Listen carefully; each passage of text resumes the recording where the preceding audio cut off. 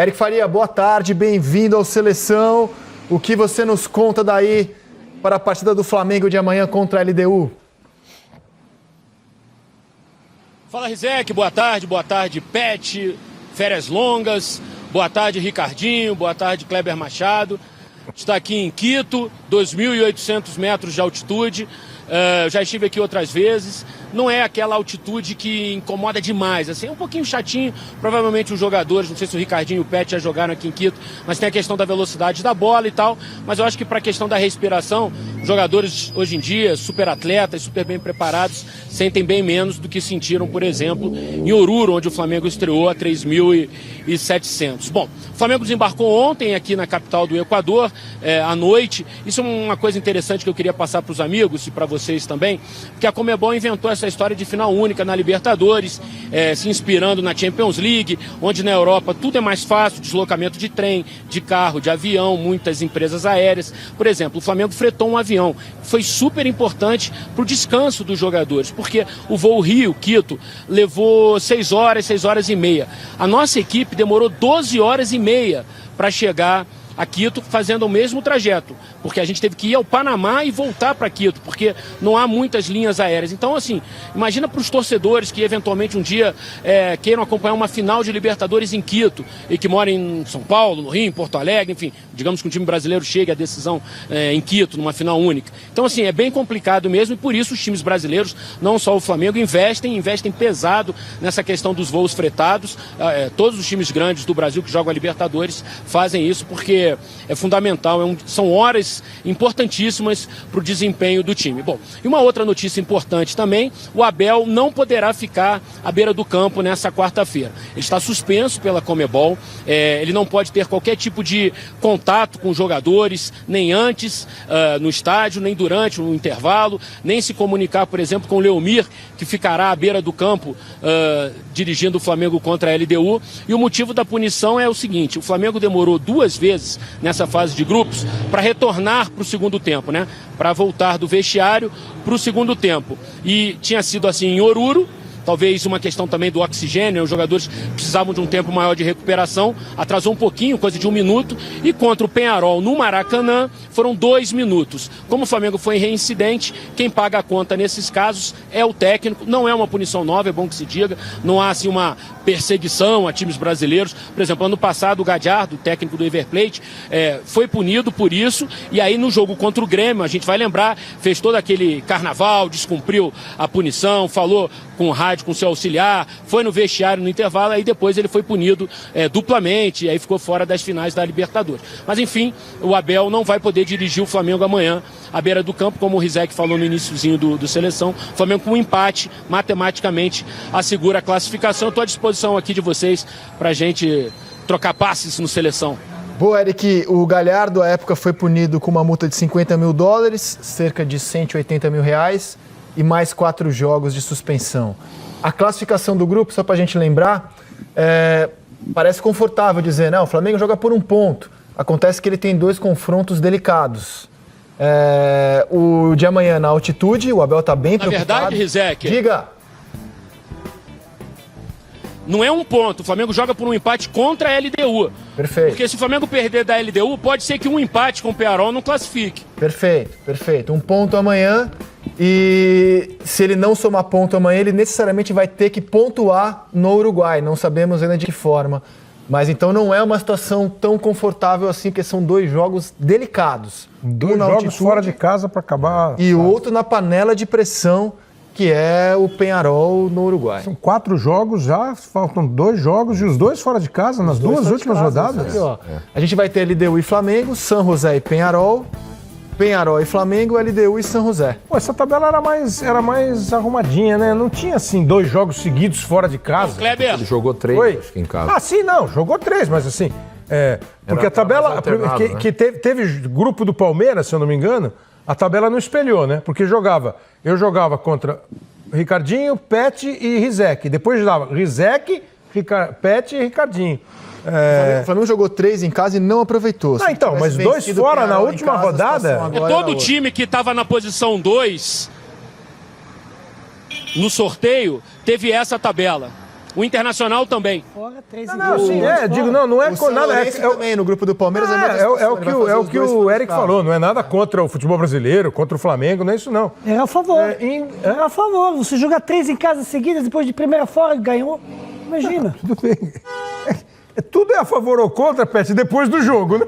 Antes do jogo. Resultado, Depois do resultado, ficou contra. Depois da batalha, todos todos são heróis ou vilões. Né? Exatamente. E quando consegue o resultado... Ou o Bonaparte é gênio, ou ele perde em Waterloo. Quando consegue o resultado em casa, esses 3 jogos consecutivos passam a ser ótimos. Quando você não atinge seu objetivo, aí pesa as 2 últimas rodadas. Não são 3 jogos consecutivos, né? Jogou em Oruro, aí fez 2 em casa. Não, 3 seguidos. Não, o Flamengo fez 3 em casa. Seguido? Seguido, é isso que eu tô Jogou dizendo. o primeiro. Primeiro Horroroso! Aqui, ó. Não, jogou em O Internacional claro. também fez isso. River Plate, Palestino e... O Inter aproveitou. Aliança River e Palestino. Eu não gosto, não. Acho que quebra o equilíbrio da competição, entendeu? Para um lado ou para o outro. Porque é isso que você falou, o Internacional aproveitou, o Internacional está classificado. Faltam 2 rodadas para acabar, o Internacional está classificado. Pô, lindo, o Internacional fez o que tinha que fazer. Aí um time que, independentemente de ser do Brasil ou do Não Equador, gostou. o time. Não, eu acho um desequilíbrio na tabela. Eu acho mais razoável assim, você vai ver pelo chaveamento, pela tua posição, como você vem do país. Você pode fazer uma fora, uma em casa, uma fora... Outra em casa. Eu acho natural. O Campeonato Brasileiro não é assim? Sim. O campeonato... Qualquer campeonato não é assim? Sim. Mas pelo menos vale para todo mundo desse jeito. Claro, claro. Ô, Eric, e a gente sabe que muitos times, quando vão enfrentar equipes na altitude de Quito, inclusive a seleção brasileira, mudam a sua postura, mudam a escalação por causa dos efeitos da altitude no corpo e também por causa da velocidade da bola, né? Já que os locais estão sempre muito mais habituados a isso. Como vai ser o Flamengo amanhã, você já sabe? Eu tive a oportunidade de falar com o Abel rapidinho, mas muito sobre a questão da punição, ele estava bem chateado e tal, enfim. Mas é coisa de regulamento, não adianta nem pensar em recorrer a Conmebol, porque está no regulamento da competição. Inclusive o técnico do Boca, por esses dias, reclamou disso também. Pode ser que para o ano que vem essa questão da punição ao técnico mude. Porque, assim, eu acho que é uma punição grande demais por um erro cometido. Não sei, minha opinião. Você atrasou 2 minutos, às vezes tem um ou outro problema, e aí cai em cima do técnico essa punição. Mas, enfim, está no regulamento, está ali, é para ser cumprido. Bom, com relação ao time, Rizek, eu imagino que o Abel vai escalar o time do primeiro jogo da decisão contra o Vasco. Gabriel na ponta direita, o Bruno Henrique comandando o ataque, o Arrascaeta pelo lado esquerdo, o Everton Ribeiro ali pelo meio. Pelos elogios que ele fez, inclusive a adaptação do Bruno Henrique a essa posição, o Abel sempre foi um entusiasta do Gabigol jogando mais pelos lados do campo. E a questão da altitude, eu lembro que no jogo em Oruro, o Abel teve uma escalação ofensiva também. Naquele dia jogaram Diego, Arrascaeta, Bruno Henrique e Gabigol iniciando a partida. O Everton substituiu o Arrascaeta no intervalo. Então, assim, um quarteto ofensivo em Oruro foi mantido, com outras peças e tal, e com outra disposição no campo. Eu imagino que seja isso. É um palpite de quem acompanha, assim, mas não descarto, de repente, o Diego jogar e o Gabigol não jogar, enfim. E o que já podemos prever é que no sábado a tendência é o Flamengo poupar muito jogador, né? Pelo desgaste da Libertadores e pelo compromisso da semana que vem, né? Sábado o Flamengo estreia contra o Cruzeiro no Brasileirão. Assim, eu acho que vai ter muito peso no resultado aqui de Quito, viu, André? Porque o outro jogo contra o Peñarol é só no dia 8 de maio. Tem uma semana para descansar, 2 jogos do Brasileiro, enfim. Então, eu não sei se vai ser totalmente reserva, não. O Flamengo consegue uma boa vitória aqui, dá uma motivada na torcida. Enfim, eu acho que vai depender muito do que acontecer aqui em Quito. Os jogadores que se desgastarem mais, enfim.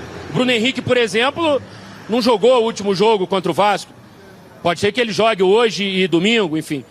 Então, eu tô olhando para lá, sabe por quê, pessoal? O Abel Braga tá ali na farmácia. Não tá passando mal, não. Acho que ele foi ali dar uma olhadinha na farmácia. Então eu tô vendo, se ele passar aqui, eu vou dar um berro nele. Tá vendo as novidades? Tá vendo as novidades? Eu tô... Tá vendo as novidades do mercado? Lá, vamos tentar ir lá. Eu vou pedir eu vou tirar a câmera. O Augusto Câmara vai tirar a câmera aqui do tripé. Vai dar uma balançadinha, mas é do jogo. Vou atravessar a rua, aproveitar que o sinal tá aberto, mas eu vou avançar aqui. Vamos ver aqui se a gente consegue. Hein? Pelo menos mostrar ele ali, ó. Ó, estamos atravessando a rua. Quito, capital do Equador. Tá ali o Fábio Moreno, que é o auxiliar do Abel. Aí o Abel tá ali na farmácia. Vamos ver se a gente consegue uma palavrinha. Abelão, estamos ao vivo aqui no Seleção, tá tudo bem contigo. Veio na farmácia só pra... Vem aqui, bate só uma respostinha pra gente aqui. Não vou te incomodar muito, não. Então o Rizek, o Pet, o Kleber e o Ricardinho estão lá no estúdio. Te flagrei na farmácia, falei, tem que ir lá mostrar o Abelão na farmácia. Não, cara, eu tô aqui, é fio dental. Fio dental novidade, o hidratante aí pra pele, mas o resto tudo tranquilo. O clima tá legal, se a gente tomara que não chova, porque ontem caiu o mundo aqui, antes de nós chegarmos, depois correu bem. Então é ter tranquilidade, ter seriedade, porque o jogo é complicado, né? E essa punição contigo aí, Abel? Ficar do camarote não é bom não, né? Não, isso é horrível, isso é uma grande sacanagem, né, cara? 2 minutos e nós voltamos a tempo, só que tem aquele negócio daquela corrente. E foi no jogo contra o Penharol. E o Penharol levou 4 minutos. Só que nós tínhamos sido advertidos no primeiro jogo contra o São José. Mas é paciência, cara. Como é bom ter isso, aquela situação antes do jogo contra o Flamengo lá com os torcedores de Ipanema. Tu nem ouviu falar de nada, né? Mas é assim mesmo. Vamos. Agora hoje eu fiquei sabendo de umas histórias aí que os caras botam muito mais libra na bola do que o normal, entendeu? Até 12 libras, eles botam 15. A gente vai ter aquela reunião que tem no dia dos jogos aí com a direção dos 2 clubes. A gente vai abrir o olho para isso aí. Só uma última pergunta, você já definiu o time ou vai esperar esse treino para escolher a escalação? Não precisa me dizer os nomes, que eu sei que você não vai me dizer mesmo. Não, Zé, o time já está definido, cara. Eu te falei que a gente acabou o jogo do Vasco, a gente já não dorme, já fica pensando na equipe, pensando naquilo que nós tivemos de melhor, né, a nível desses últimos jogos. Como se portou melhor, e é o que nós vamos tentar fazer agora, né? Sem fugir do nosso jogo, né? É um jogo onde é uma equipe muito vertical, joga muito em cima do atacante, para a disputa da primeira e da segunda bola. Então nós temos que vamos treinar isso hoje, até porque você já trabalha um pouquinho a velocidade da bola, né? De repente vamos colocar 15 libras para ver o que vai acontecer. Valeu, Abel, obrigado aí pela tua participação. Obrigado mesmo. É isso aí, cuidar dos dentes é importante, sorriso bonito, fio dental. Tem que todo mundo estar com os dentes em dia para sorrir. O Flamengo ganhando, dá aquele sorriso na foto. Fica mais bonito mesmo. Conseguimos flagrar o Abel aqui. Eu acho que foi legal a participação do técnico rubro-negro. Lembrando que a LDU também terá força máxima para essa partida. A LDU não está bem no campeonato equatoriano, está em 8º lugar, estava 8 jogos sem vencer, ganhou do Emelec no fim de semana. Aí deu uma recuperada no ânimo. Mas eles estão apostando tudo nesses 2 jogos em casa. O Flamengo, que terá 2 jogos fora, Kleber, a LDU faz 2 jogos em casa para fechar, contra o Flamengo e na última rodada contra o São José, aqui mesmo em Quito. Beleza, pessoal? Acho que tá tudo aí, eu tô aqui à disposição se vocês quiserem mais alguma coisa. Sensacional, o Eric, sensacional, repórter na veia, hein? E eu tô vendo que tá tudo em promoção na farmácia. Fala pra ele comprar vitamina C, você viu? Não, 80% na segunda. Protetor solar, tava vendo ali com vitamina C. Aí na 80% segunda, no segunda. Tá tudo em promoção na farmácia ali. Mais perguntas? Vocês querem alguma encomenda? Não, pra ele mesmo. Eu podia perguntar pra ele, pô, já que você não é o técnico hoje, o que o Leomiro te falou? Quem vai jogar? O Diego tá no banco, tá bravo de ficar no banco? Vamos se despedir do Eric. Eric, obrigado pela participação sensacional. Aqui, grande abraço pra você, até a próxima. Valeu, amigos. Valeu, tchau. valeu. Quero ver o André Hernan, quando entrar de São Paulo, conseguir algo assim, hein? Ó, André Hernan, subiu o sarrafo da participação de repórter aqui no Seleção. Vamos, negócio de 2 informaçõezinhas no final. Hoje não vai dar conta, não, pra competir com a entrada do Eric Faria.